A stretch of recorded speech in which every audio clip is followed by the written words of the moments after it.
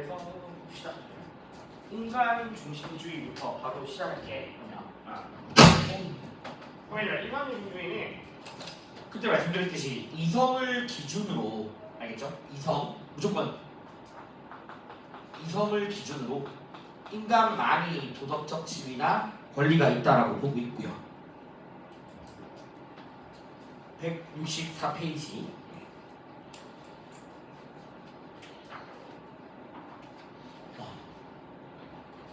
그 다음에 인간 이외의 모든 존재를 그냥 오로지 수단으로만 봐.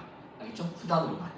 인간의 이익을 위한 수단으로만 여기는 거고, 그런데 여기서 많이 물어보는 오답 중에 하나가, 그러면 인간중심주의는 인간 이외의 모든 존재는 어떠한 가치도 가질 수 없다, 그런 식의 보기가 만들어지거든. 근데 틀린 말이고요. 무슨 가치는 가지냐면 수단적 가치는 가질 수 있다.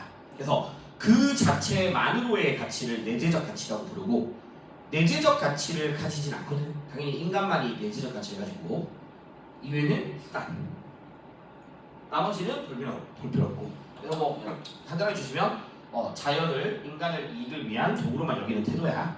그게 다고요.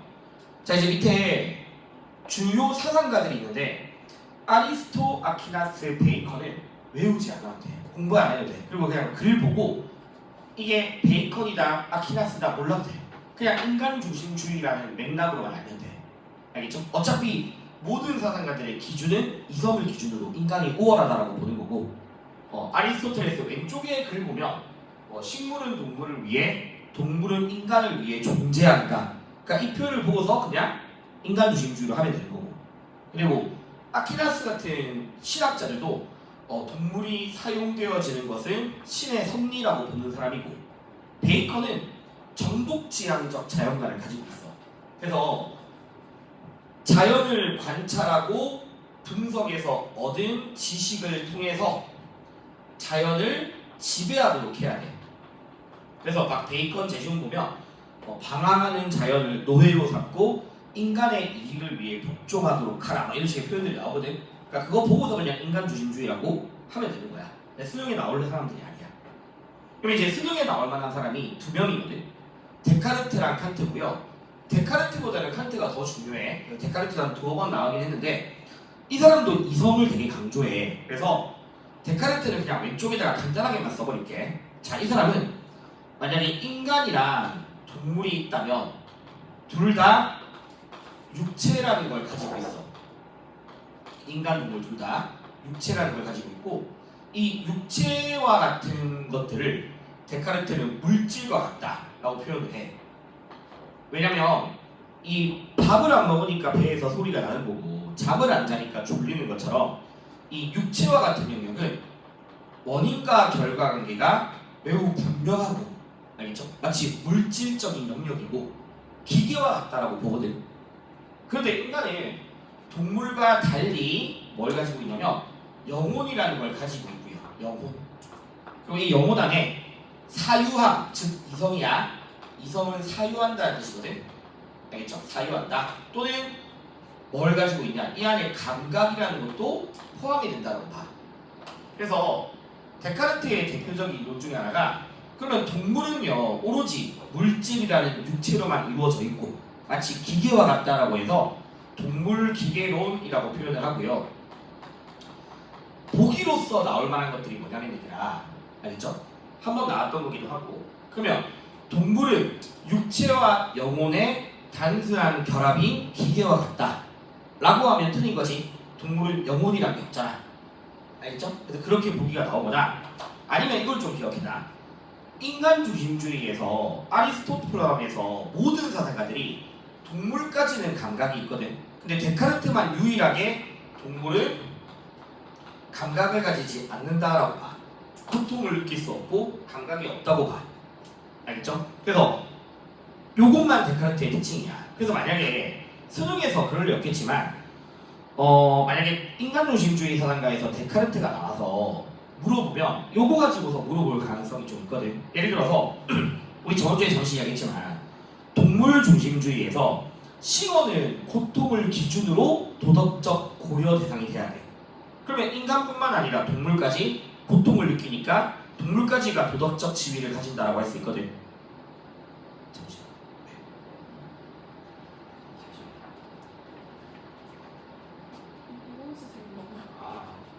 그래서 싱어 같은 사람은 고통을 느끼는 존재가 인간뿐만 아니라 동물이니까 동물까지가 도덕적 고려 대상이 되는 건데, 데카르트가 봤을 때 만약에 고통을 느껴야지만 도덕적 지위를 가질 수 있다라고 하면 그 대상은 오로지 뭐밖에 안 되냐면 인간밖에 안 되는 거야. 인간밖에.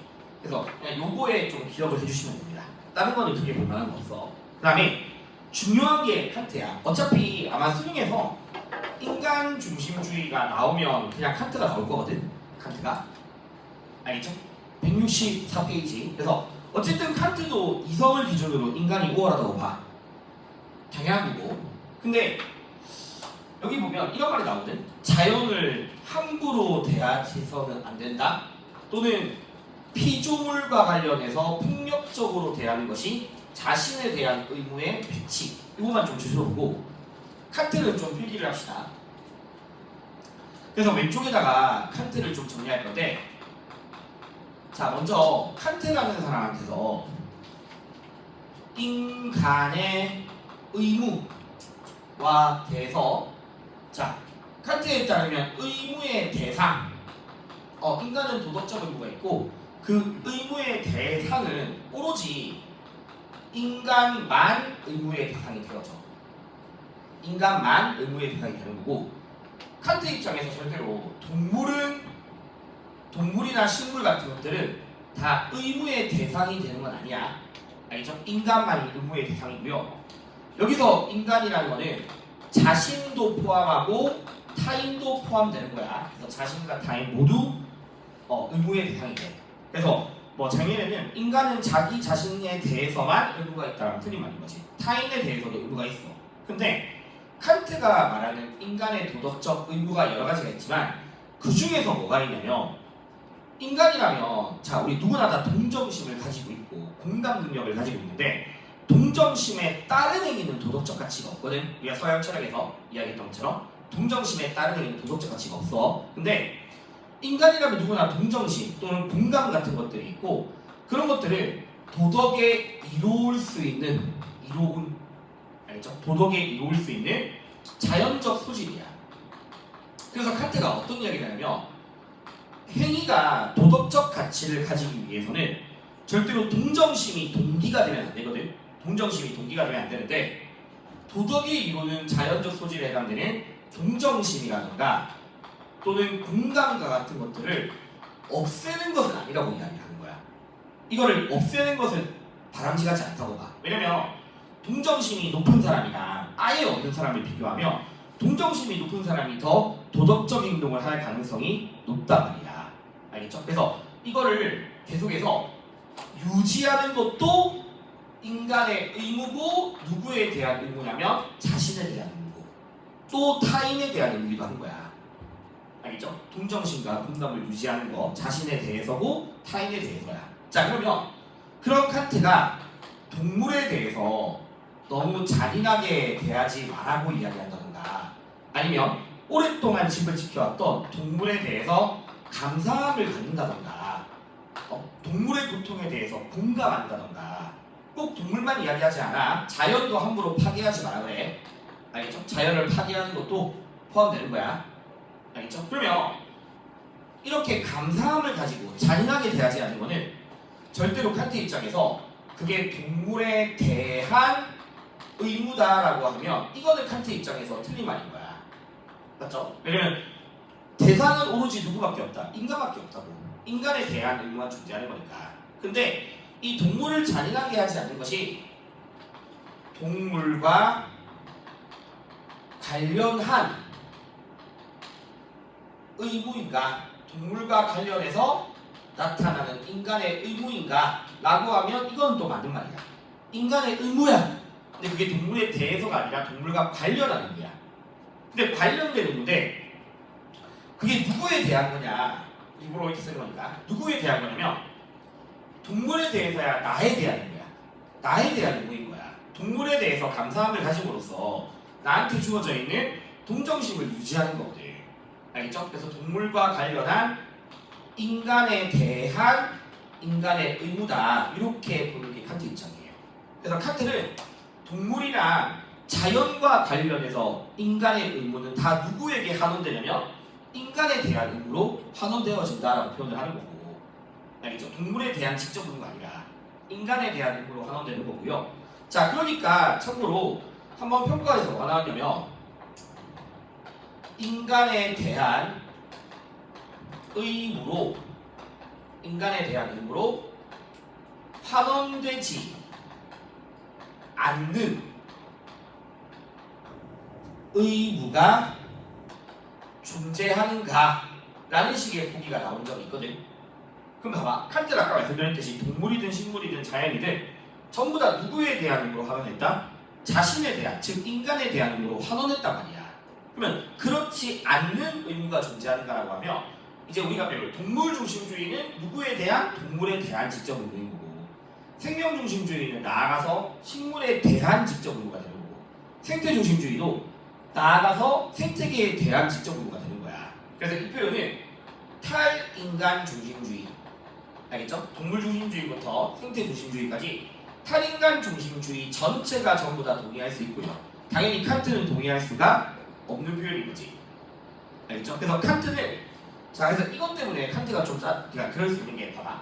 예를 들어서 보기에서 칸트랑 뭐 다른 사람이 나왔는데 인간은 동물을 학대하지 않을 의무가 있는가라고 하면 칸트도 돼야 되는 거야. 근데 그게 누구에 대한 거냐? 다만 인간에 대한 의무인 거지. 그러면 동물을 학대하지 않을 의무가 있는가는 칸트도 되고 뭐 동물 중심주의도 되고 생명 중심주의도 되는 거예요. 다. 다만 그 사람들은 그게 누구에 대한 거야? 동물에 대한 의무로서 존재하는 거고, 칸트는 인간 자신에 대한 의무로서 존재하게 되는 거지. 알겠죠? 그래서 이것 때문에 칸트를 좀 잘 기억하시면 되고요. 자, 그 다음에 165페이지 이거 정리하시면 이제 165페이지에 동물 중심주의를 봐야 되거든. 동물 중심주의. 그러면 동물 중심주의는 다른 사람 아무도 안 봐도 되고 싱어랑 네거만 보면 돼. 싱어 네거만 보면 되고, 일단 먼저 줄치어주는 걸 너 체크해놔. 일단 싱어 공리주의자고요. 그다음에 도덕적 고려의 기준을 쾌고감수 능력의 소유용으로 봤고요. 그러면 쾌고감수 능력을 기준으로 해서 인간뿐만 아니라 동물 또한 고려 대상이 되는 거고, 그 다음에 이거 주셔놓자. 인간과 동물의 이익을 동등하게 고려, 이거 주셔놓고요. 이런 것들을 싱어의 이익평등 고려 원칙이라고 부르거든. 일단 자, 그 다음에 밑에 보면 동물 실험을 반대했다. 일단 이 정도까지만 추천했고 좀 핵심적인 내용들을 정리해줄게. 조금 많아. 그래서 밑에 레건도 있으니까 165페이지 공간에 보면 한 절반 정도 나눠서 싱어하고 레건하면 돼. 알겠죠? 일단 자, 그럼 칸트는 이 정도고요. 됐죠? 자, 그 다음에 싱어를 한번 보자. 싱어를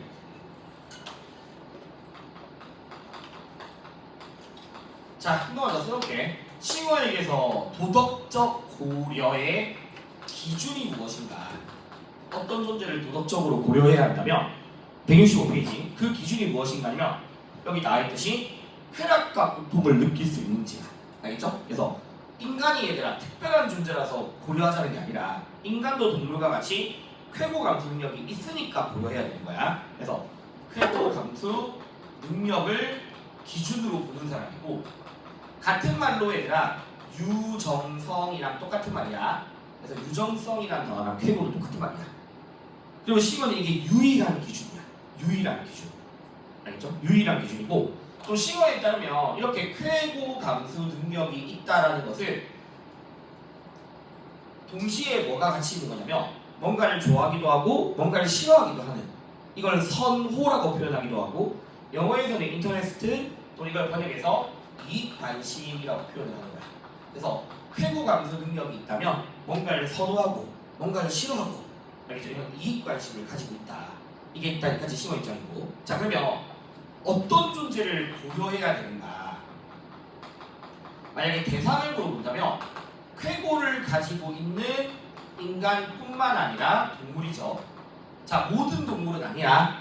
알겠죠? 쾌고를 가지는 동물인 거지 모든 동물이 도덕적 지위를 가는 건 아니야. 일단 그러면 이제 다시 이익관심은 인간도 있지만 동물도 가지고 있는 거지. 맞죠? 그래서 싱어가 이 동물해방론이라는 층에서 지금까지 이루어졌던 동물 실험들을 비판을 해. 왜냐면 지금까지의 실험들은 동물들의 이익관심 또는 고통을 배제하고 오로지 인간의 이익만을 고려했던 실험이라고 비판하거든.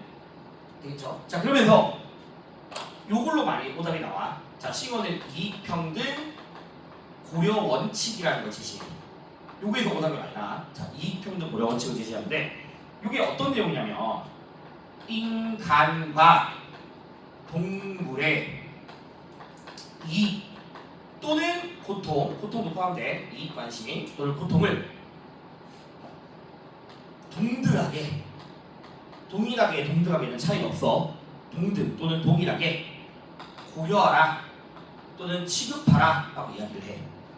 그러면 내가 옛날에 우리 초반에 공리주의가 결국 얘기했는데 공리주의가 말하는 동등하게 고려하라 이 말의 의미는요, 이익이나 고통을 배제해서는 안 되는 거야. 알겠죠? 차별해서는 안 되는 거야. 적어도 동일 선상에 놓고 더하기 빼기 해줘야 한다는 거지. 그래서 우리가 공리주의가 사회는 개인의 합이고 공익은 개개인들의 이익과 고통의 합이라고 했을 때 나한테서 마이너스가 되는 행위지만 나머지 사람들한테 더 큰 플러스가 된다면 전체 이익은 커지는 거고 정당화될 수 있는 행위인 거고, 그렇다고 해서 내 고통을 마음만 하니까 배제시킨 건 아니라고 했던 거야. 알겠죠? 그런 것들이 공리주의가 말하는 평등하게 고려하라 이 뜻이야. 배제하지 마라. 근데 시모가 이거를 가지고서 또 다르게 어떻게 얘기하냐면, 그렇다고 해서 인간과 동물을 동등하게 대우하는 것을 의미하는 게 아니라고 이야기를 해. 그래서 여기서 오답이 아니라거든. 그래서 시모는 절대로 인간과 동물을 동등하게 대하진 않아. 그럼 이 말은 뭐냐면 그냥 너희들이 차별과 차이로 기억해주면 돼. 인간과 동물을 차별하면 안 되지만 차이는 존재한다고 얘들아. 동일하게 대하는 건 아니라고. 그래서 쉽게 말씀드려서 우리가 강아지의 고통을 배제하면 안 되지만 그렇다고 해서 인간이랑 먹는 음식을 똑같은 거 주면 안 되는 거잖아. 그러니까 그런 맥락에서 동등하게 대하는 건 아니라고 보는 거고, 그러면 이걸 좀 변형하면 인간과 동물을 차이를 두고, 알겠죠? 차별이 아니라 차이를 두고 다르게 대우하는 것이 허용될 수 있는가라고 하면 싱어 입장에서는 맞는 말이 되는 거야. 알겠죠? 그래서 인간과 동물을 차별하지 않되 차이는 있다. 알겠죠? 이렇게 이익평등 고려 기억해주면 되고, 자, 마지막에 동물 실험을 반대합니다. 당연히 동물 실험을 반대하는데 공리주의라는 사상에게서 무조건적이고 절대적인 의무는 없거든. 그래서 아까도 말씀드렸듯이 만약에 우리가 사회 전체 이익을 고려함에 있어서 이제는 동물들의 이익도 동일 선상에 놔야 돼. 동등하게 놔두고, 그 다음에 불가피하게 동물 실험을 할 수밖에 없는 상황이라면 동물들의 고통을 최소화하고 대신에 그게 인간에게 이익이 극대화되는 그런 조건들이 붙어버리면 싱어 입장에서는 예외적으로 허용될 수 있는 경우라는 것도 있다라고 보는 거야. 싱어는. 알겠죠? 그래서 동물을 실험하지 않아야 하는 것이 무조건적이고 절대적 의무는 아니고요. 예외적으로 허용될 수 있는 경우는 있고, 대신에 아까 말씀드렸듯이 동물들의 고통을 최소화할 수 있는 방안을 찾아야 되는 거고. 그러면 그렇게 되면 뭘 배제한 게 아니야. 고통을 배제한 건 아닌 거니까 허용될 수 있는 거지. 그래서 실험이 허용될 수 있다 보니까 그러면 싱어는 인간의 이익을 위해서 동물에게 해를 가하는 것이 정당한가라고 물어보면 정당한 거야. 정당할 경우가 있는 거지. 인간의 이익을 위해서 동물에게 해를 가하는 것이 정당할 경우가 존재하는 거야. 아니면 결국 동물 실험은 동물을 죽이는 거니까 동물을 자원으로서 이용할 수 있는 경우가 존재하는가라고 하면 그런 것도 당할 수 있는 표현인 거야. 싱어 입장에서. 그래서 보통 이제 이렇게 싱어를 많이 내는 편이야. 3, 4번 가지고서. 자, 그러면 오른 밑에 보시면 이제 레건이라는 사람이 나오거든요. 근데 레건은 같은 동물 중심주의자지만 싱어와 달리 의무론이라는 입장을 가지고 있고요. 의무론에 따라서 무조건적이고 절대적 의무를 강조하는 거야. 그래서 싱어의 이런 예외적인 것들을 비판하는 사람이 레건이야. 알겠죠? 자, 그러면 여기 봐봐.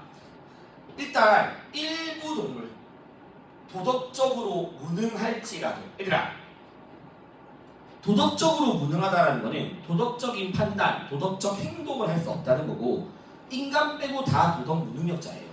알겠죠? 모든 사람들한테. 인간만이 도덕적 판단이 가능하니까. 자, 그러면 일부 동물은 중요한 단어가 삶의 주체고요. 삶의 주체로서 내재적 가치를 갖는 거고 존중받아야 한다 이렇게 이야기를 해. 그래서 레건에게서 좀 핵심적인 단어가 삶의 주체야. 알겠죠? 그러면 이제 바로 정리해볼게. 봐봐. 레건 같은 동물 중심주의자지만 자 다시 레건에게서 어떤 존재를 도덕적으로 고려한다라는 것을 알죠? 그 기준이 그 존재가 삶의 주체이기 때문이야. 알겠죠? 삶의 주체이기 때문에. 그러면 레건이라는 사람에게서 삶의 주체라는 말의 뜻이 뭐냐면 뜻 자체는 자신의 삶을 알겠죠? 자신의 삶을 자율적으로 영위할 수 있는 존재다라고 이야기하는데 이 자율적인 영위와 관련해서 올해 수원에서 또 문제가 있어. 어떤 식의 문제가 나오냐면 우리가 서양 윤리할 때 칸트라는 사람은 인간을 자율적인 존재로 본다 했고 내가 칸트가 말하는 자율적은 자기 스스로를 강제하고 통제할 수 있는 능력을 말하는 거야. 내가 경향성을 가지고 있지만 도덕 법칙이 옳기 때문에 쾌락을 추구하는 경향성을 배제하고 도덕 법칙을 따르고자 하는 의지, 즉 자율적 의지란 이성으로부터 비롯되는 선의지를 말하는 건데 레건이 말하는 자율성은 이성이라던가 또는 선의지와는 전혀 무관하게, 알겠죠? 무관하게 이루어지는 거다. 그래서 이성을 가져야지만 자율적인 행위를 할 수 있다라는 표현을 칸트는 당연히 되는 거고요. 레건은 아니라고 보는 거야. 자율성에 대한 내용이 달라지고. 알겠죠? 그래서 이성과 선의지와 무관한 자율적으로 영위할 수 있는 존재를 삶의 주체라고 부르는데 이 삶의 주체가 된다라고 하기 위한 조건들이 있어. 그 조건을 꼭 기억해야 되거든. 근데 되게 많아. 되게 많은데 일단 레건은 싱어가 말한 쾌고 감수 능력도 당연히 있어야만 하고요. 알겠죠? 쾌락과 고통을 느낄 수 있어야 되고 그 밖에 의식이라는 단어를 좀 기억하면 좋아. 의식. 그러니까 여기서 말하는 의식도 마찬가지로 이성을 말하는 건 아니야. 그러니까 레건이 말하는 의식은 자기가 뭘 좋아하는지, 뭘 싫어하는지, 아니면 자기에게 관심이 있는 것이 무엇인지 그런 것들을 좀 더 판단할 수 있는 거거든. 근데 일단 의식이라 기억해주면 되고 플러스 그냥 알파라고만 해놓으세요. 알겠죠? 이거 다 외울 필요 없고 적어도 너희들이 쾌고와 의식 정도는 좀 기억을 해야 돼. 쾌고와 의식. 나머지 더 있어. 그리고 이런 쾌고라든가 의식도 다 필수적인 조건 중에 하나야. 자, 그러면 이런 존재들이 도덕적인 고려 대상이 되는 거고 그러면 어떤 존재가 고려의 대상인가 라고 물어본다면 삶의 주체가 되는 알겠죠? 삶의 주체가 되는 인간과 일부 동물이 있는 거예요. 자, 그러니까 싱어는 물론 싱어도 모든 동물은 아니지만 싱어는 쾌고만 있으면 되거든. 쾌고만 쾌락과 고통만 느낄 수 있으면 되는데 레건은 그 외에도 의식이라든가 기타 등등이 다 있어야 되는 거니까 싱어랑 레건 중에서 도덕적인 고려 대상이 되는 동물의 범위가 레건이 훨씬 더 좁은 거야. 일단 알겠죠? 그러면 레건한테 그런 일부 동물이 누구냐라고 하면 1살 이상의 고등 포유류를 여기에 이야기를 하고 있는 거예요. 알겠죠? 1살 이상의 고등 포유류. 물론 이게 비교적 최근에는 레건이 더 확대를 시키는데 그걸 절대 물어보진 않고 무조건 너희는 1살 이상의 고등 포유류를 삶의 주체로 본다 이렇게 말하고 있으면 돼요. 알겠죠? 싱어는 고통만 느끼면 돼. 레건은 이것저것 다 있어야 돼. 자, 그러면 3번은 봐봐. 쾌고 감수 능력이 도덕적인 지위를 가지기 위한 조건으로서 싱어와 레건이 다르다. 왜냐면 싱어 입장에서는 그것만 있으면 되는 거잖아. 그게 유일한 기준이라고 있고, 맞죠? 그러면 싱어 입장에서는 쾌고 감수는 도덕적 지위를 가지기 위한 필요 충분 조건으로서 이야기를 하는 거고, 필요 충분 조건으로서 그것만으로 충분한 거고요. 근데 레건의 입장에서는 쾌고 감수가 당연히 있어야만 해. 없으면 안 되는 거지만 그것만으로 충분한 건 아니지. 그래서 필요 조건이지만 충분한 것은 아니다가 되는 거야. 충분한 것은 아니다. 그래서 너희가 밑에는 안 써도 돼. 내가 이걸 활용해서 어떤 식으로 보기들이 나올 수 있냐면 몇 개 한 3개만 쓸게. 안 써도 돼. 쾌락과 고통을 느끼는 모든 존재를 도덕적으로 고려해야 한다라는 보기가 있을 수 있고요. 그 다음에 쾌고를 가져야지만 도덕적인 고려 대상이 될 수 있다라는 보기가 있을 수 있고, 그 다음에 쾌고 감수를 가지더라도 고려에서 제외되는 경우가 있다, 이렇게 보기가 만들어져. 그러면 이거에 대해서 시어, 레건, 그리고 앞으로 이제 우리가 생명중심주의를 배울 건데, 만약에 생명중심주의는 어떻게 이야기할지 한번 생각해봐야 돼. 이거 OOX인지 뭐 이런 것들. 그럼 이제 첫 번째 선택은 봐봐. 쾌고를 가지는 모든 존재를 고려하자라고 했잖아. 그럼 이거는 시어는 무조건 맞는 말이야. 쾌락과 고통만 있으면 되는 거니까. 당연히 생명중심주의자는 아까 쾌락과 고통도 동물까지 느끼거든. 그러면 당연히 모든 존재를 고려해야 되고, 더 나아가서 식물까지 고려해야 되는 거야. 더 나아가서. 근데 이 선지가 누가 안 되냐면 내건이 안 되는 거라고. 왜냐면 내건의 입장에서는 쾌고, 의식, 이것저것 다 있는 삶의 주체가 고려 대상인 거지. 쾌고만 가진다고 해서 고려 대상이 되는 건 아니야. 쾌고만 가진다고 해서. 그래서 쾌락과 고통을 느끼는 모든 존재라고 했으니까 내건은 아니다라고 되는 거야. 근데 만약에 두 번째 질문에서 쾌고를 가져야지만 고려 대상이 될 수 있다 라고 하면 시가 당연히 없으면 안 되는 거고요. 그 다음에 생명중심주의는 없어도 돼. 그냥 살아있기만 하면 되거든. 알겠죠? 살아있기만 하면 되는 거니까 가져야지만 돼, 이건 절대 아닌 거야. 근데 이게 누가 동의하냐? 레건이 동의하는 거지. 왜냐면 레건의 입장에서도 쾌고가 없으면 돼, 안 돼? 안 된단 말이야. 알겠죠? 쾌고만으로는 아니지만 쾌고 없이 도덕적 고려 대상이 될 수 없는 거라고. 그러니까 이건 레건이 동의를 해야 되는 표현인 거야. 근데 마지막처럼 쾌고를 가지더라도 제외될 수 있는가라고 물어봤을 때, 아까 말씀드렸듯이 쾌락과 고통은 기본적으로 동물까지 느끼는 거니까, 알겠죠? 동물까지 느끼는 거거든. 그러면 쾌고를 가지는데 제외될 수 있는가라고 하면 싱어는 그럴 수가 없고요. 그 다음에 생명중심주의자도 제외될 수가 없어. 쾌고를 가지는데 왜 제외를 시켜? 맞죠? 쾌고가 없는 식물도 포함되는 건데. 근데 이게 가능한 사람이 누구냐면 레건인 거야, 레건. 쾌고를 가지더라도 삶의 주체가 아니라면 도덕적 고려 대상이 될 수 없는 거지. 알겠냐? 그래서 이런 것들이 레건에서 나올 수 있는 이런 보기들인 거야. 그다음 마지막으로 이제, 자 그러면 당연히 시어도 동물 실험을 반대했지만, 알겠죠? 동물이라고 할게. 반대했지만 예외적으로 허용될 수 있는 경우가 있다 했잖아요. 근데 레건은 적어도 삶의 주체가 되는 그 1살 이상의 무등포유류 동물에 대해서는 절대 안 되는 게 실험이고요. 실험 절대 안 되고, 그 다음에 자원으로서 이용하는 것도 절대로 허용될 수 없다라고 보는 사람이다. 그러니까 싱어랑 달리 이 동물에 대해서, 알겠죠? 이거는 무조건적으로 자원으로 이용할 수 없고 실험 대상이 돼도 안 돼. 알겠니? 그래서 요 정도까지가 레건의 입장이야.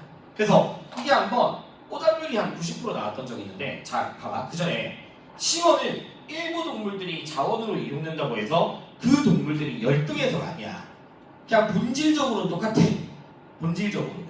알겠죠? 똑같은데 어쨌든 실험이 될 수 있으니까 자원으로 이용될 수 있거든. 한번 어떤 문제가 있었냐면 레건이 싱어한테 비판하는 부분이었어. 일부 동물 1살 이상의 이렇게 나왔어. 어떻게 나왔냐면 1살 이상의 포유류를 자원으로서 대우하는 것을 어떠한 경우에도 허용될 수 없다. 맞는 말인 거지. 레건은 어떠한 경우에도 허용될 수 없는 거고, 싱어는 자원으로서 대할 수 있는 경우가 있는 거야. 알겠죠? 그렇게 나온 적도 있었고요. 자, 그다음에 하나만 더 마지막 할게.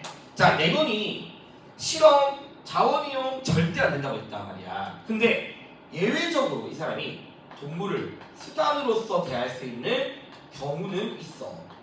자, 왜 그러냐? 자, 칸트도 의문론자지만 인간을 수단으로서 대할 수 있다라고 이야기했죠. 인간을 수단으로 대하더라도 동시에 목적으로 존중한다면 허용될 수 있다고. 레건도 삶의 주체라도 당연히 수단으로만 대하는 건 바람직하지 않지만 수단으로서 대할 수 있는 경우가 있고요. 그냥 그 사례를 어떻게 이야기하냐면 이 맥인 안내견의 사례를 들어서 이야기를 한다고 합니다.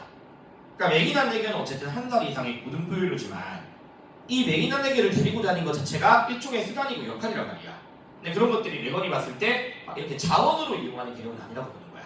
그러니까 레건이 말하고는 저는 자원으로 이용하는 거는 그 말 같은 거 왜 스포츠 도박 같은 거 있잖아. 경마 이런 것들 그런 것들을 자원으로서 보는 거고 저런 것들을 자원으로 보시지는 않는다. 알겠죠? 여기까지가 이제 레건의 입장입니다. 그래서 여기까지고 166페이지 좀 이어서 볼게요. 자, 그래서 10월에 이건 잘 비교하시고요. 그다음에 166페이지의 요 제시문은 한번 수능에 나왔던 제시문인데, 근데 너희들이 동물학대가 인간학대로 이어지기 때문에 친절해야 한다라는 표현을 적어도 탈인간주의자는 절대 쓰면 안 돼요. 왜냐면 예를 들어서 동물주의자 중에서 싱어가 봤을 때 왜 동물에게 친절해야 돼? 동물이 표범성을 가지기 때문이고, 레건이 봤을 때 동물에게 친절해야 되는 이유는 동물이 내재적 가치를 가진 존재이기 때문이야. 인간을 위해서 동물에게 친절해야 된다는 거는 어떤 보기가 나오더라도 다 인간 중심주의 같은 사람들이 할 수 있는 표현이고, 알겠죠? 인간 중심주의자들이. 그리고 그런 것들을 레건이 봤을 때는 전부 다 뭐다? 종차별주의적 입장이라고 비판을 해. 알겠죠? 종차별주의적 입장이라고 비판하고 있으니까 너희가 보기가 나왔는데 뭐 인간을 위해서, 인간성의 실현을 위해서 동물을 고려해야 된다? 무조건 다 인간 중심주의. 알겠죠? 무조건 다. 그래서 물론 인간주의가 여전히 예를 들면 이제 봐봐. 혹시 알죠? 인간성의 실현을 위해 동물에게 도덕적 지위를 부여하는 건 말이 안 되는 거야. 애초에 동물은 도덕적 지위가 없으니까. 알겠죠? 그래서 요 정도 주장만 알고 있으면 되고, 밑에 아까 말씀드렸듯이 레건이 말하는 삶의 주체 인권이 되게 많은데 내가 필기해 준 것만 잘 기억하시고, 특히 자율성과 관련해서 칸트의 입장과 구별된다라는 걸 좀 알고 있어요. 자율성과 관련해서. 자, 여기까지가 이제 동물중심주의고, 167페이지에 이제 생명중심주의입니다. 자, 생명중심주의는 테일러랑 슈바이처가 나오는데 그냥 테일러를 기억하시면 돼요. 슈바이처는 나와도 그냥 슈바이처야. 알겠지? 왜냐면 기대는 봐봐. 이걸 주시하자. 기본적으로 생명중심주의는 주시하자. 모든 생명체는 그 자체로서의 가치가 있고요. 그래서 생명활동을 기준으로 인간과 동물과 식물 모두 알겠죠? 뭘 가진다? 내재적 가치를 가지고 있고 그 내재적 가치가 평등하다라고 보는 사람이야. 그래서 인간, 동물, 식물을 바라보는 그 기준이 그냥 생명활동인 거야. 그걸 기준으로 인간, 동물, 식물이 평등하다. 알겠죠? 또는 그 자체로서 가치를 갖는다 라고 이야기를 하는 거고, 슈바이처랑 테일러가 있지만 슈바이처는 거의 안 돼. 그래서 나온 적 없고. 근데 이제 슈바이처 봐봐. 그냥 간단한 내용이니까. 슈바이처에 따르면 생명에 대한 두려움과 공경이 필요하대. 외경, 두려움과 공경이고요. 왜? 라고 하면 어쨌든 우리가 아스팔트 이런 데서도 잡초들은 자라잖아. 그런 것들이 슈바이처는 살고자 하는 의지라고 이야기를 해. 다 살고자 하는 의지가 있고, 그런 점에서 모든 생명은 가치적으로 평등하고 신성하다. 이런 것들이 생명 동등성이야. 알겠죠? 근데 이제 어쩔 수 없이 근데 기본적으로 슈바이처도 생태계 안에서 인간, 동물, 식물들을 서로가 먹이 사슬이 돼가지고 먹고 하잖아. 그럼 인간도 그 일부니까 어쩔 수 없이, 알겠죠? 자신의 존재를 유지하기 위해 해를 가할 수 있는 경우는 있고요. 알겠죠? 그럴 때 뭘 져라? 책임을 져라. 이렇게 설명을 했습니다. 그래서 슈바이처가 나와도 보기가 뻔해. 그냥 너희가 생명중심주의를 알고 있으면 되고, 그러면 생명중심주의 입장에서 인간은 어떠한 경우에도 생명체에게 해를 가해서 안 되는가? 라고 하면 틀린 말인 거지. 그렇죠? 그냥 그 정도의 보기입니다. 그리고 아까 말씀드렸듯이 식물까지 다 생명활동을 한다는 점에서는 다 평등하다라고 보는 거죠. 알겠죠? 그래서 이 정도까지만 있으면 되고, 중요한 사람은 테일러야. 테일러. 자, 테일러가 좀 공부할 게 많거든요. 자, 일단 보자. 중요한 사람입니다. 생명 중심주의 사상가고, 자, 아예 이렇게 봐봐. 모든 생명체는, 일단 모든 생명체는 테일러에 따르면, 자, 모든 생명체는 어쨌든 이 생명활동 뭐 안에 뭐가 주어져 있냐면 번식, 알겠죠? 또는 생존 이런 것들이 다 들어가. 생존, 번식과 그러면 생명활동을 한다는 것은 그 자체가 가지고 있는 고유한 선이야. 고유한 선, 알겠죠? 그리고 고유한 선이고, 그게 곧 고유한 목적이야. 자신들에게 주어진 목적이라고 봐. 목적. 그래서 각각의 존재들이 자신에게 주어진 목적이자 선에 해당되는 생명활동을 추구한다. 알겠죠? 추구한다. 이걸 뭐라고 부르냐면 목적론적 삶의 중심이라고 표현해요. 그래서 제시문에서 목적론적 삶의 중심 나오면 그냥 테일러거든. 그럼 저 말의 의미가 모든 생명체들이 생명활동이라는 고유한 선으로 주어진 목적을 가지고 있고, 당연히 그 목적을 다 뭐하냐? 공유하다라고 하는 거예요. 그래서 테일러가 봤을 때 인간의 목적이 더 우월하고 그런 게 아니라 인간이든 동물이든 식물이든 다 똑같은 목적을 향해서 나아가고 있어. 알겠죠? 그게 목적론적 삶의 중심이고, 그렇기 때문에 의식과 상관없이, 알겠죠? 그래서 내가 아까 왜 레건한테 의식을 기억하라고 했냐면, 레건의 입장에서는 어떤 존재가 도덕적 가치를 가지고 내재적 가치를 가지려면 반드시 의식이 있어야만 해. 테일러는 의식이 있든 없든, 감각이 있든 없든, 알겠죠? 의식이라든가 또는 감각과 무관하게 살아있는 것만으로도 뭐가 있다? 내재적 가치를 갖는다라고 보는 거야. 알겠죠? 의식이나 감각과 무관하게 살아있는 것만으로도 내재적 가치를 가집니다. 일단 여기까지가 테일러 입장이고, 자, 테일러는 생명중심주의 사상가거든. 생명중심주의 사상가인데, 이 사람이 막 자연 존중의 태도라든가 자연 존중의 의무 같은 것들을 막 제시하다 보니까 거기서 좀 개념의 혼동이 오는 거야. 근데 일단 지금까지는 테일러는 생명중심주의잖아. 알겠죠? 근데 이제 저 자연 존중 태도, 자연 존중 의무를 좀 더 추가적으로 정리할 거거든. 저 사람의. 그게 이제 168페이지에 나와 있긴 한데, 그냥 간단하게 정리해 줄게. 지금 간단하게만. 근데 내가 필기한 것만 제대로 기억해도 돼.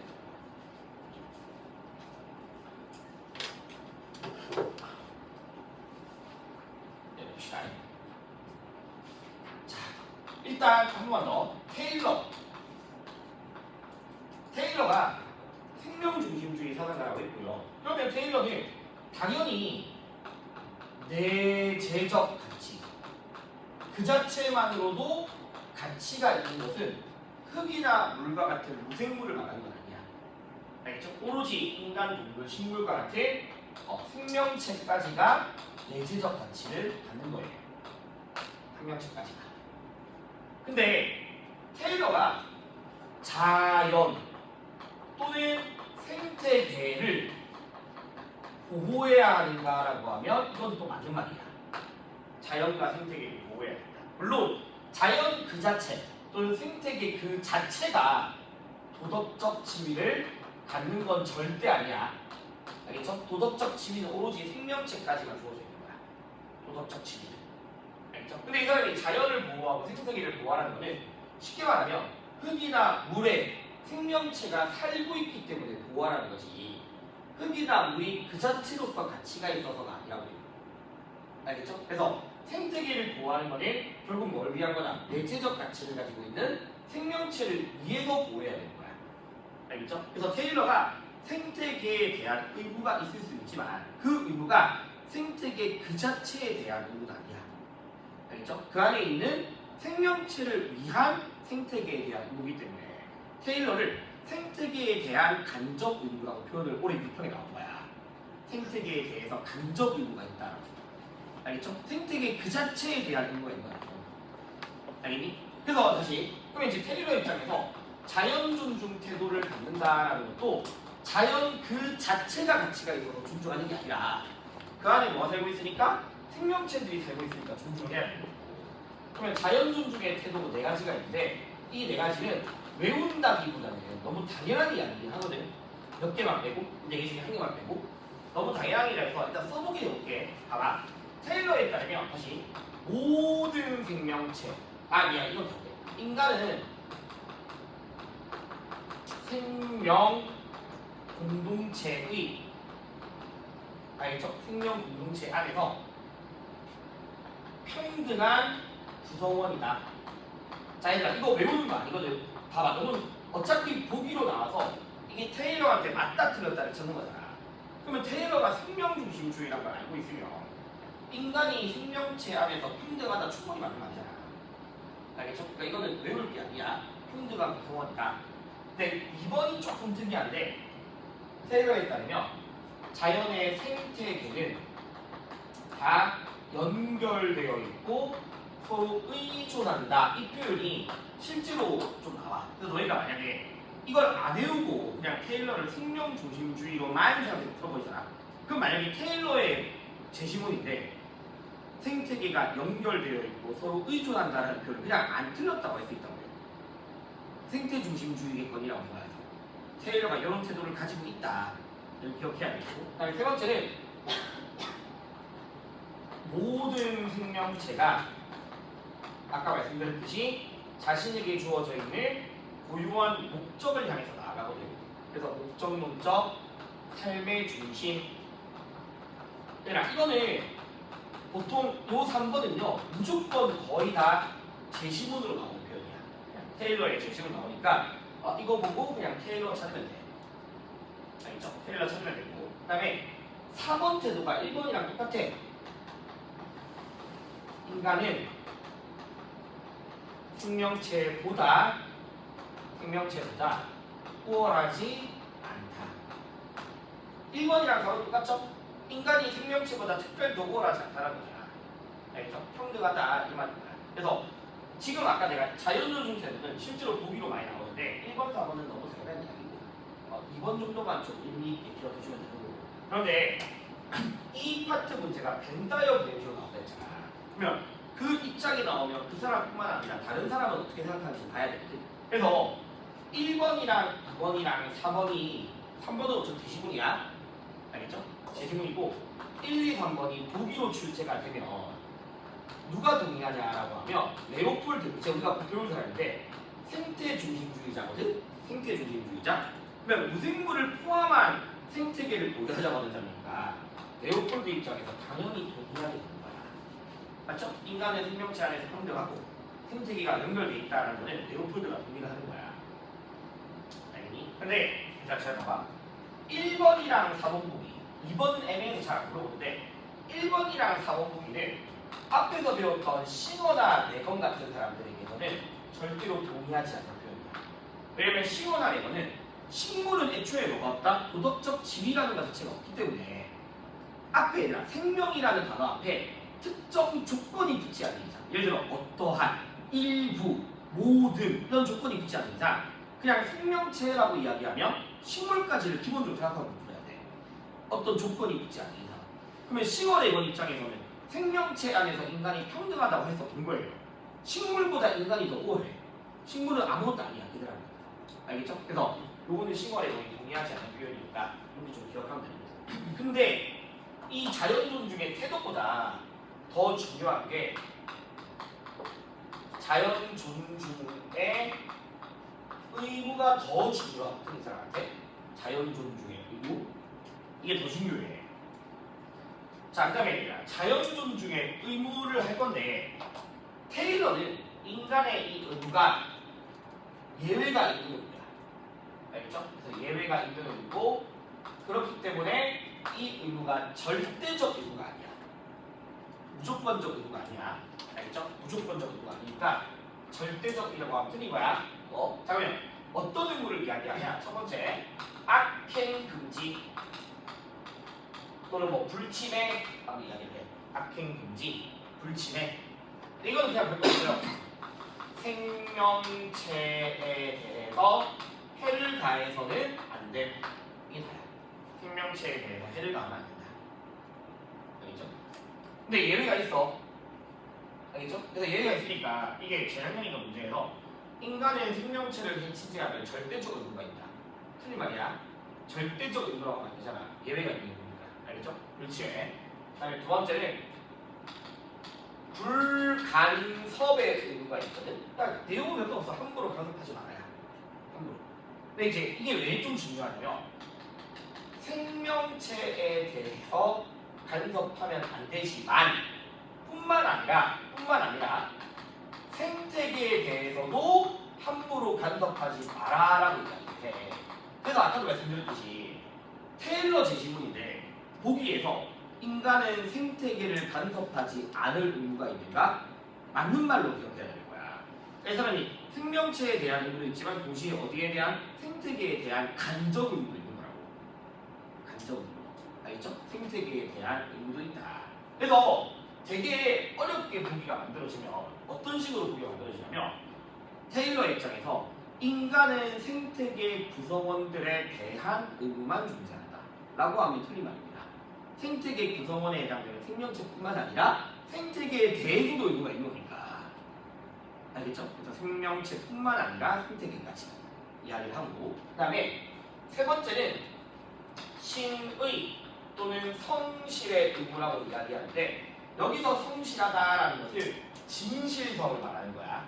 알겠죠? 그러니까 성실한 걸 그런 태도를 말하는 게 아니라 진실함을 말하는 거고, 믿을 신자거든. 그래서 테일러에 따르면 인간의 야생동물과의 어떤 믿음이라는 게 존재하기 때문에 그 야생동물에 대해서 속이는 행위를 하지 말라는 거야. 기만하고 속이는 거. 그래서 낚시한다라든가 사냥한다라든가 덫을 놓는다든가 이런 것들은 속이는 거기 때문에 바람직하지 않다라고 이야기를 하는데, 이것도 왜 중요하냐? 봐봐. 지금 여기서는 생태계가 좀 특이하다 했잖아. 여기서는 이게 왜 특이하냐면 10월 교육책에서 나왔어. 테일러는 모든 생명체에 대한 성실의 의무가 있다 라고 하면 틀려요. 알겠죠? 왜 틀리냐면 테일러가 이 성실의 의무와 관련해서는 식물은 해당이 안 돼. 식물은 제외가 돼. 그러니까 테일러가 좀 어려워. 그러니까 식물은 제외되는 거야. 그러니까 여기서는 모든 생명체라고 하면 틀린 거야. 그러니까 어떤 경우에는 생태계가 포함되고 어떤 경우에는 또 식물은 제외되고 그런 경우들이 있다 보니까 구분을 잘해야 돼요. 그러니까 마지막에 보상적 정의의 의무라는 게 있는데, 만약에 어쩔 수 없이 해를 가한다면 거기에 대해서는 보상의 의무가 있다라고 생각하는 거예요. 해를 가했으면. 그렇죠? 해를 가했으면 보상의 의무가 있는 거예요. 자, 그러면 요거와 관련된 이제 예외들을 알아야 돼. 그래서 예외를 좀 정리하면, 봐봐. 해를 가하면 안 되는 게 인간의 의무지만 테일러 입장에서도 해를 가할 수 있는 예외적인 경우가 있어요. 일단 예외적 경우가 있고요. 그 예외적 경우를 세 가지가 있어요. 세 가지가 있으니까 어떤 경우에 해를 가할 수 있냐면 세 가지 경우를 기억해야 돼요. 첫 번째, 자기를 방어하기 위해서. 알겠죠? 그래서 쉽게 말하면 미친 개가 사람을 죽이려고 한다면 그때는 자기 방어를 위해서 해를 가할 수 있는 거야. 그 다음에 의식주와 같은 기본적 이익을 위해서는 해를 가할 수 있어. 기본적 이익을 위해서. 그 다음에 당연히 얘들아, 이런 사람한테서 뭐 악어백과 같은 명품백 가지려고 동물 죽이면 안 될 거 아니야. 맞죠? 근데 이제 그런 부가적 이익 말고 좀 일부의 부가적 이익들이 있대. 그래서 일부의 부가적 이익이 무엇이냐면 테일러가 어떤 걸 이야기하면 인류의 문명을 발전시키기 위한 목적에서 이루어지는 불가피한 것들, 이렇게 표현하는데 문명을 발전시키기 위해 필요한 불가피한 것들이야. 그래서 그냥 너희가 직관적으로 머릿속에서 예를 들어 학교라든가 도서관을 입하면 당연히 동식물한테 해를 가는 거잖아. 근데 그런 것들은 허용될 수 있는 거예요. 알겠죠? 그런 것들이 기본적 이익은 아니잖아. 그리고 이제 테일러가 내가 이따가 다시 해보고 싶은데 저 안에 뭐가 들어가냐면 불가피한 동물 실험도 포함이 돼. 문명을 발전시키기 위해 이루어지는 불가피한 행위들이 있다. 그 불가피한 행위들에 대해서는 알겠죠? 해를 가할 수 있고. 그래서 이 정도는 나왔어. 그러니까 이거 봐봐. 수능에서 이 일부 부가적 이익을 구체화시켜서 물어보지 않아요.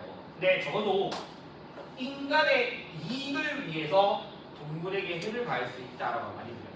맞는 말인 거야. 알겠죠? 이익을 위해서 해를 가할 수 있다. 이익을 위해서. 이 정도는 기억해야 돼.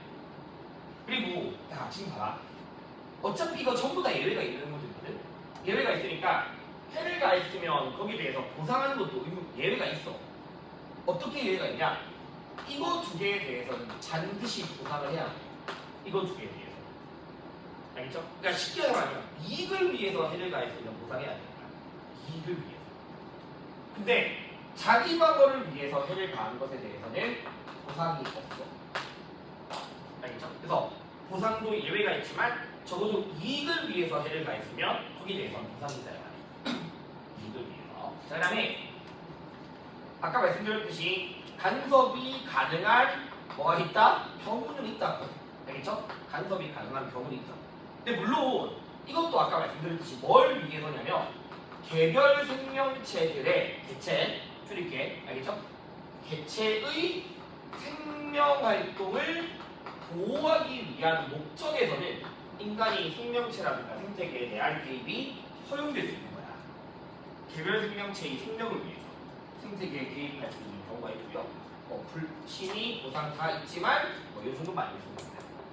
알겠죠? 그래서 어쨌든 테일러도 인간의 이익을 위해서 해를 가할 수 있고, 근데 해를 가한다 하더라도 거기에 대해서 반드시 보상이 있어야 합니다. 알겠죠? 여기까지가 테일러 내용이야. 여기까지가.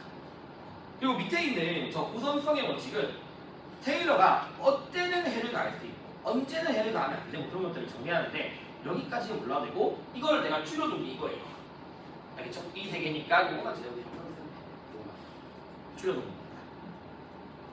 됐죠? 그래서 테일러는 이 정도까지가 있다. 자, 그 다음에 이제 169페이지. 원래 그렇게 많아요.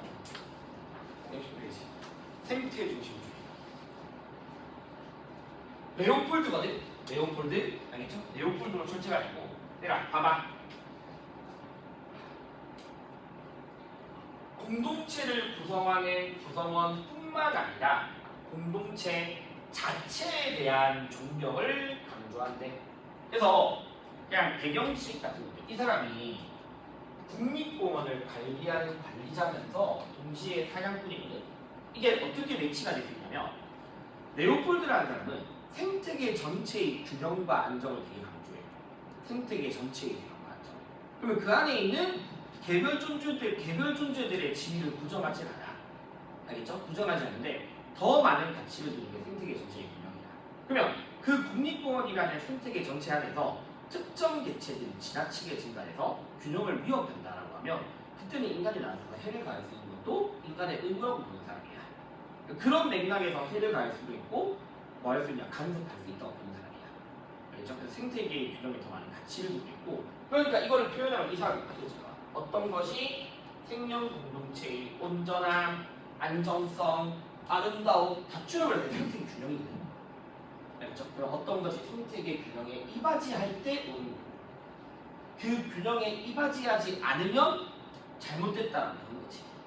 그냥 생태계 균형을 되게 강조하는 사람이에요. 알겠죠? 자, 그러면 이제 이 사람의 입장을 다시 한번 볼 건데 그 전에 좀 중요한 거. 자, 일단 흙이나 물을 포함한 전체가 고려 대상이고 지금까지 배웠던 인간 중심주의부터 생명 중심주의를 개체론이라고 비판을 한대요. 일단 비판을 하고 그러면서 레오폴드는 이 고려의 범위를 생태계 전체를 강조하는 전일론의 입장을 가지고 있다라고 이야기를 하거든요. 전일론의 입장을 가진다. 그래서 레오폴드를 시작하기 전에 너희가 먼저 뭘 구분하고 있어야 되냐면 오른쪽에다가 개체론이라는 것과 그다음에 전일론이라는 것이 어떻게 다른가를 좀 알아야 돼. 개체론과 전일론의 차이가 뭔지. 그러면 개체론은 지금까지 했던 인간 중심주의, 동물 중심주의, 그리고 생명 중심주의까지가 개체론의 입장을 가져 일단. 알겠죠? 개체론의 입장을 가지고 전일론은 지금 하고 있는 생태 중심주의자인 레오폴드야. 자, 그러면 먼저 생태계를 바라보는 입장의 차이가 있다고. 생태계를 바라보는 입장의 차이. 자, 개체론자들은요, 말 그대로 생태계 안에 존재하는 하나하나의 개별적 존재들의 지위를 강조하는 거야. 알겠죠? 그러면 지위를 강조하지, 이 사람들이 생태계 그 자체가 가지는 지위라든가 권리는 없다라고 보는 거야.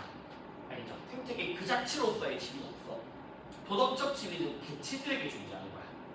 그래서 이 사람들한테서 생태계는 단지 개체들의 단순한 합에 불과하다고 봐. 그래서 만약에 자기 사회문화 배우면 실제론과 명문론과 실제론으로 생각해도 돼. 대입해서 명문도 실제론으로 생각해도 상관없어.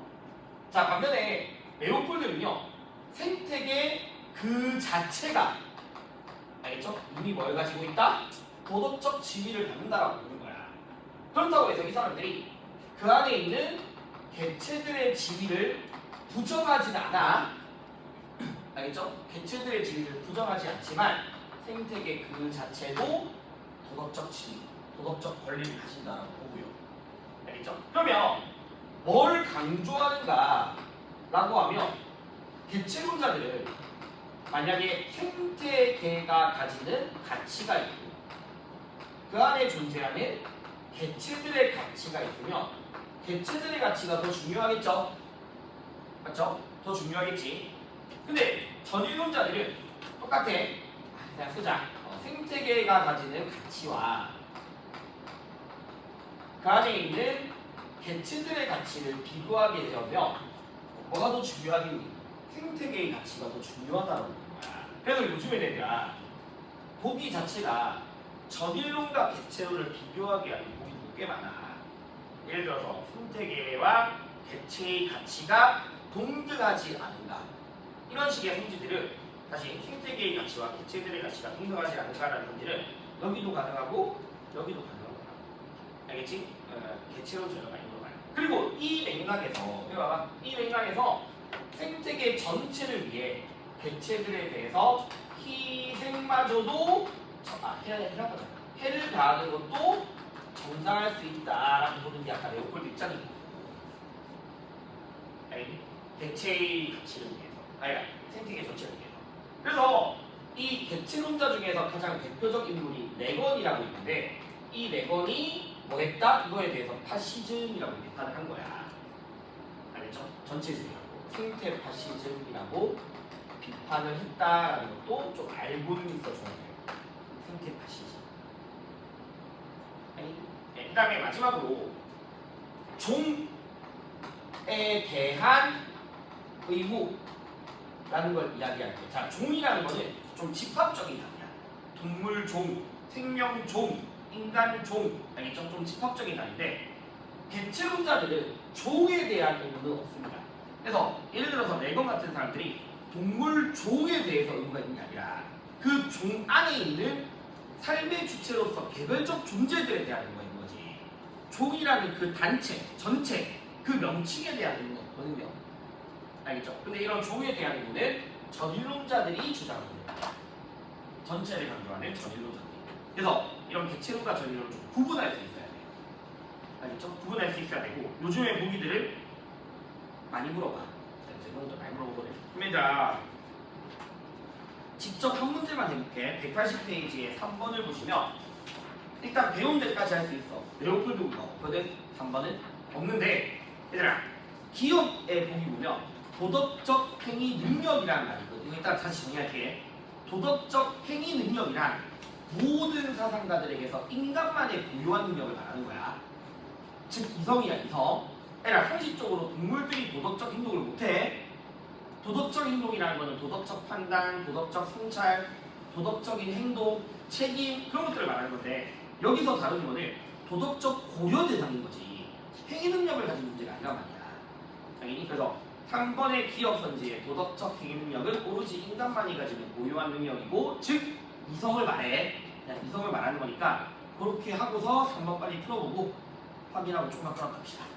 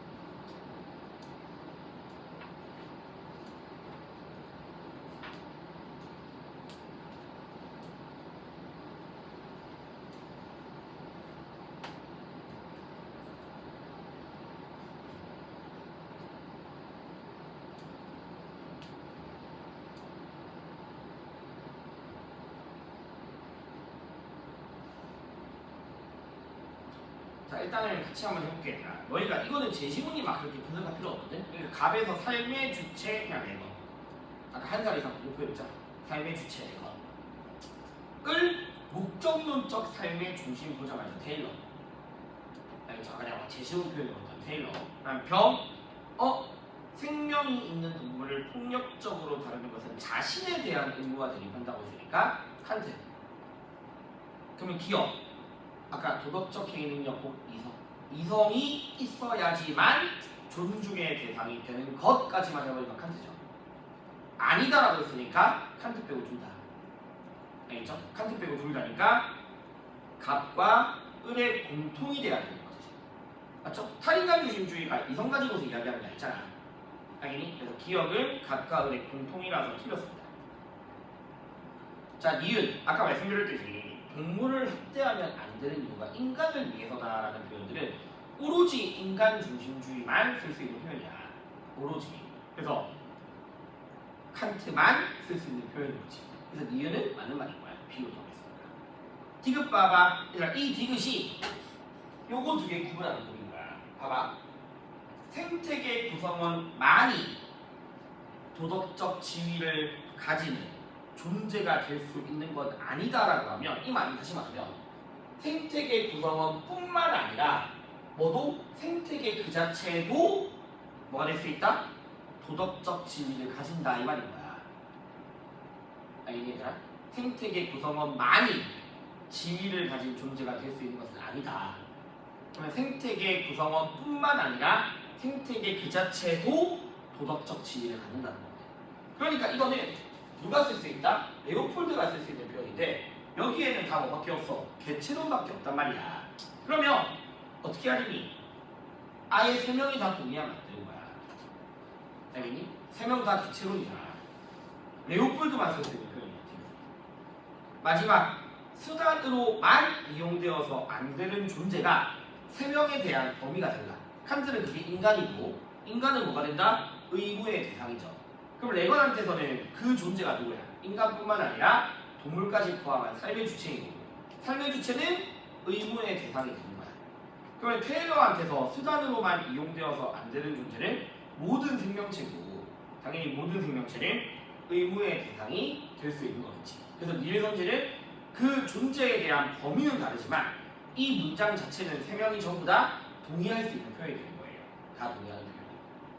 알겠니? 그래서 아예 중간으로 가야 되니까 답이 4번이 되는 거야. 4번이. 알겠죠? 그러니까 여기는 개념이 많은 것 같지만 문제 좀 풀다 보면 어차피 뻔해 물어보는 내용들이. 그리고 여기가 막 우리가 3단원에 했던 것처럼 막 정의에 대해서 배우고 그런 영역이 아니란 말이야. 이거 조금만 공부하면 바로 참거진 영역이기 때문에 문제 좀 풀다 보면 익숙해질 거야. 그러니까 아까 말했듯이 그러니까 보기를 잘 끊어서 보시고 끊어서 보다 보고 정 안 되겠으면 됐고 반대로 바꿔보기를 해보고 그러면 좀 더 명확해지긴 해요. 일단 내가 뭐 보여드릴 거야. 어떤 식의 보기가 있냐면 생명체이어야지만 도덕적 지위를 가질 수 있다. 이런 식의 보기가 있어. 생명체이어야지만 도덕적 지위를 가질 수 있다.